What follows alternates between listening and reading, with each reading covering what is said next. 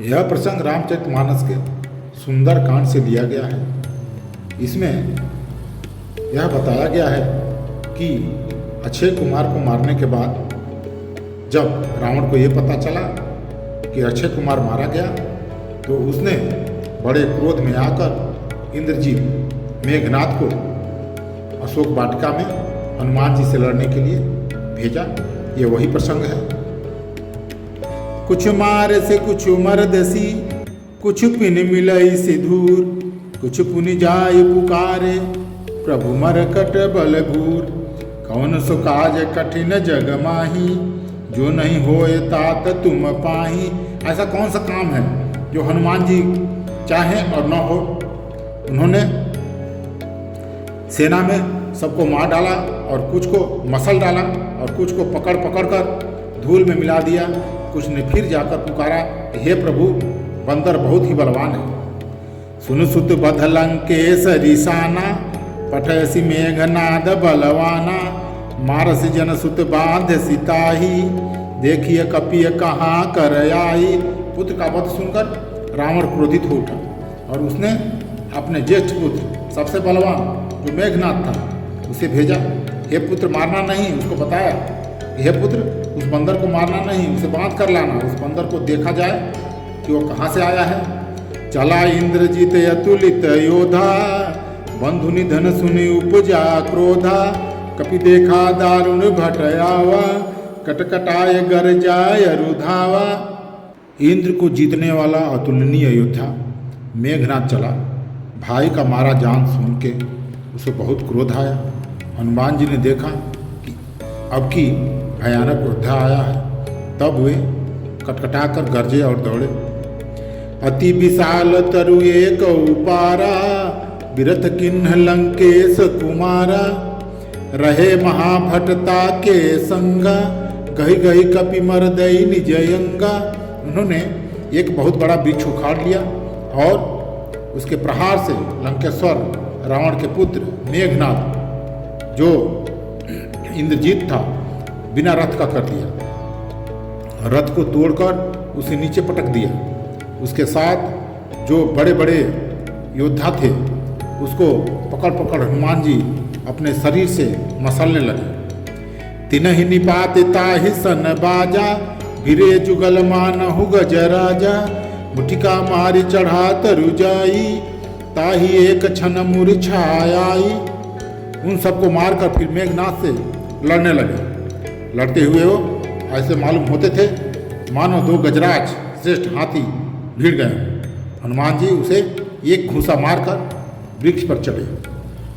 उसको क्षण भर के लिए मूर्छा आ गई, अर्थात वह बेहोश हो गया।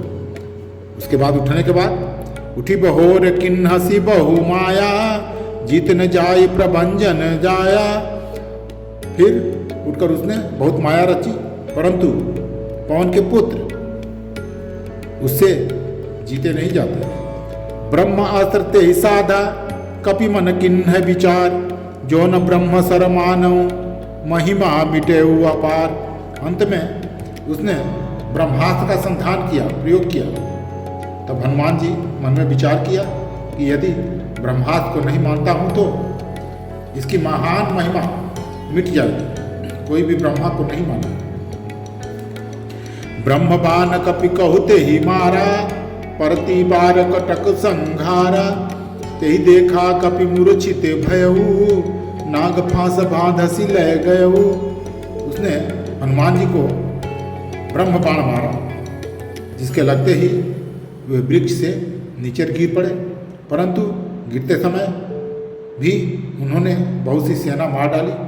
तब उसने देखा कि हनुमान जी मूर्छित हो गए हैं। तब वह उनको नाग फांस से बांध लिया। जासु नाम जप सुनहु भवानी, भव बंधन काटहि नर ज्ञानी। तास दूत की बंधन आवा, प्रभु कारज लगी आप बधावा। शिव जी कहते हैं, हे भवानी पार्वती सुनो, जिनका नाम जप कर ज्ञानी विवेकी मनुष्य संसार जन्म मरण के बंधन को काट लेते हैं, उनका दूत कहीं बंधन में आ सकता है, किंतु प्रभु के कार्य के लिए हनुमान जी ने स्वयं अपने को बंधवा लिया है। कपिबंधन सुनि निश्चर धाये, कौतुक लागी सभा ले आए। दसमुख सभा दीख कपि जाई, कहीं न जाए कछुअति प्रभुताई। बंदर का बाधा जान सुनकर राक्षस दौड़े और कौतुक के लिए, तमाशा देखने के लिए सब सभा में आए। हनुमान जी ने जाकर रावण की सभा देखी, उसकी अत्यंत प्रभुता ऐश्वर्य कुछ कही न जाए। कर जोरे सुर दिशि विनीता, भृगुटि विलोकत सकल सभीता। देखी प्रताप न कपि मन शंका, जिमि अहि गण मह गरुण शंका। देवता और दिग्पाल हाथ जोड़े बड़ी विनम्रता के साथ भयभीत हुए सब रावण की भृकुटी ताक रहे हैं, उसका रूप देख रहे हैं। उसका ऐसा प्रताप देखकर भी हनुमान जी के मन में भी जरा भी डर नहीं हुआ। वे ऐसे निशंक खड़े रहे जैसे सांपों के समूह में गरुड़ निशंक निर्भय रहते हैं। आज का प्रसंग इतना ही। जय श्री राम।